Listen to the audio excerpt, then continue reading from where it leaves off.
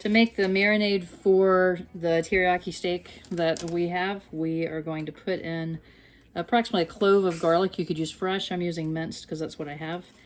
About a tablespoon or so of brown sugar. A half a teaspoon of ground ginger.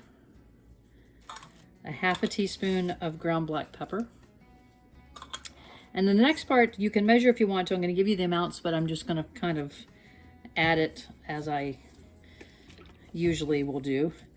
So about 1/4 cup of soy sauce. And I use the liquid aminos by Bragg. I'll put a link to that if you haven't tried that. I like it better than regular soy sauce. It's a good alternative if you have issues with the soy. And then you want to add about 1/4 cup of oil, and I use olive oil. You could use another salad oil if you wanted to. And then to that, we're going to add about 1.5 cups of water. So once you have it all mixed together, then you want to mix it and so that everything's dissolved, and then just set that aside. And now we'll work on the meat itself.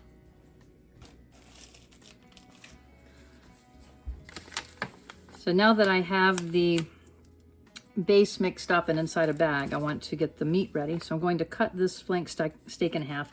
I'm using a flank steak. You could use London broil. You could use a chuck roast if you want. But if you can get it, the flank steak, the flank steak is a good one. So because we're going to be grilling this, I want to cut it in half to give it a little bit easier time to fit inside the bags.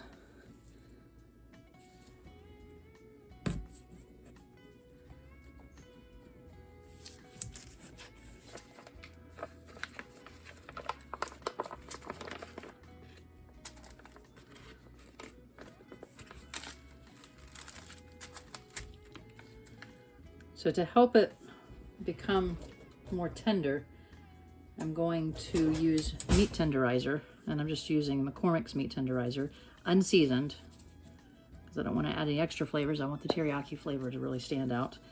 And I'm going to sprinkle this on top of each piece. And you may have one large piece, that's fine. If you're going to be grilling it or however you're going to be cooking it, you don't want it to be too thick because it's going to be hard to keep from burning the edges of it if you have it too thick. This is about 1.5 inches thick. Once I've sprinkled that on, I'm going to puncture the meat just randomly to help some of that seep into it and to help break up the fibers a little bit so that it's not as tough. And I'll do that on both sides.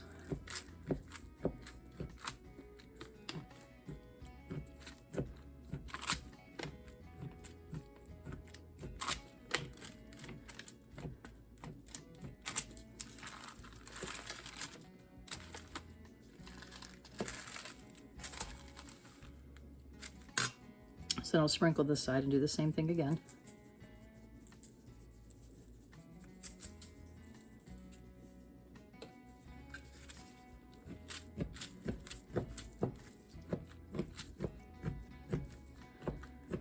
And this marinade, I've used this for my frozen pork tenderloin in the Instant Pot. I'll link that recipe here. I did a different one in the video, but I've used this marinade as the liquid part of that recipe if you wanted to try that sometime.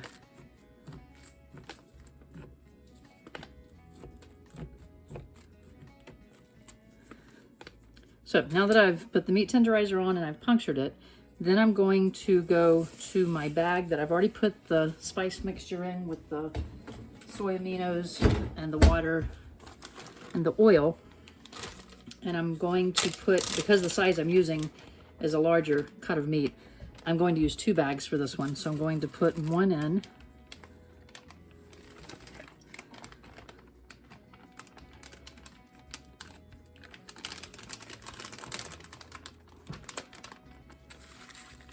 I'm going to put one into each of the bags.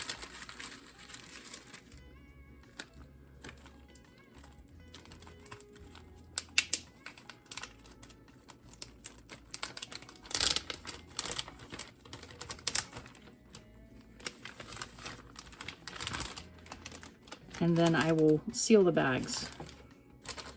Once you've cut the meat and put it into the bag, then you want to make sure that you have it submerged in the marinade, and then seal the bag. And then what I do is, just because I don't want a bag to leak inside my fridge with raw meat, I put it inside a plastic storage container and just put it so that the meat is still submerged inside the marinade. And you can stack the bags if you have a larger piece like I do. You just want it to stay under the liquid so that the flavors will get into the meat while it's marinating. So we're going to cook this tomorrow. So the closer you can get it to a full day to marinate is going to have a stronger flavor in it. But you at least want it to go overnight, if not for 24 hours. So tomorrow we will grill these, and I'll give you a few clips of us cooking it and the finished product.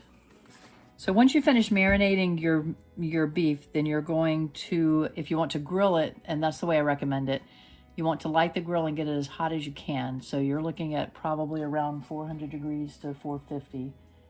And you're going to want to turn it while you're grilling it, but total time should be 15 to 20 minutes.